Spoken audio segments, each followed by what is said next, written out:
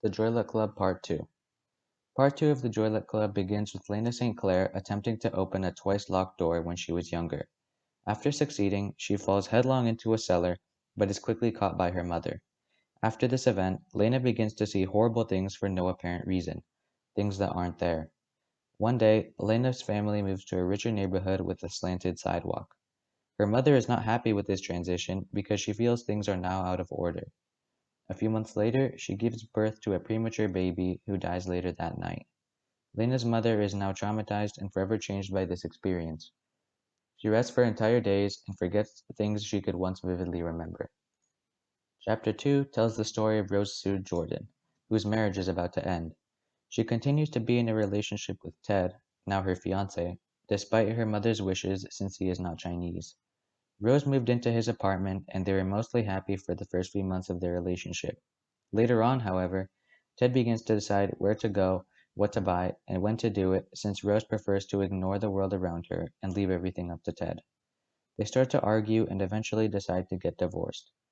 Rose recalls a time when she and her family went to the beach on a weekend.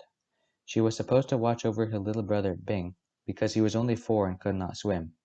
Rose lost sight of him when she failed to pay attention and Bing ended up drowning. This event is similar to her divorce since she failed to prevent both from happening. The next chapter is from the perspective of Jing Mei Wu.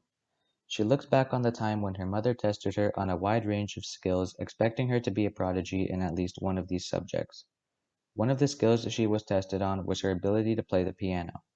It turned out she was not a prodigy, and after a terrible piano performance at a talent show, Jingmei decided she would quit playing the piano, reflecting her belief that she was a failure in her mother's eyes. Chapter 3 continues Lena St. Clair's story. Lena now lives in a large house with her husband Harold. They attempt to keep their marriage separate from money by keeping track of purchases on a list. However, this plan backfires because it leads them to argue about money more than if they were not using it, especially when Harold decides to start his own company and hire Lena. Previously, it was mentioned that Lena's mother has a knack for knowing when bad things are going to happen. When she arrives at their house, she begins to see a lot of little imperfections in the house, a bad sign for Lena and Harold's marriage. Chapter 4 of Part 2 is of Waverly Jong, who decides to take her irritable mother out to dinner. Afterwards, they go to Waverly's house because she wants to tell her mother that she is going to marry Rich and show her that they have already been living together for a while. Waverly fails in doing so and remembers another time when her mother made her flustered to the point where she lost her ability to dominate in chess. Later on, she decides to set up a dinner with her mother and father so they can meet Rich, but this does not go too well either. The next morning, Waverly heads over to her parents' house and finally tells him she's going to marry Rich. To her surprise, her mother does not argue and instead seems happy.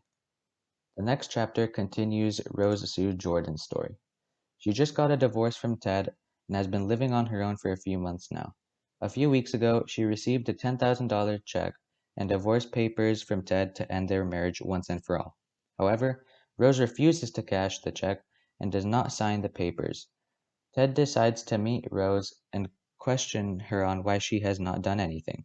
She simply gives him the empty papers with the check and tells him she has called the lawyer and decided to keep the house. The last chapter of Part 2 is from the perspective of Jing Mei Wu. Her mother gifted her a jade pendant before she died, so Jing Mei tries to figure out the meaning behind all the intricate details on the necklace and why it was so important to her mother. At a New Year's dinner, when her mother was still alive, Jingmei argued with Waverly about work-related issues, such as always. She felt humiliated after losing the argument, but her mother supported her and told Jingmei that she shouldn't listen to people whose only goal is to win.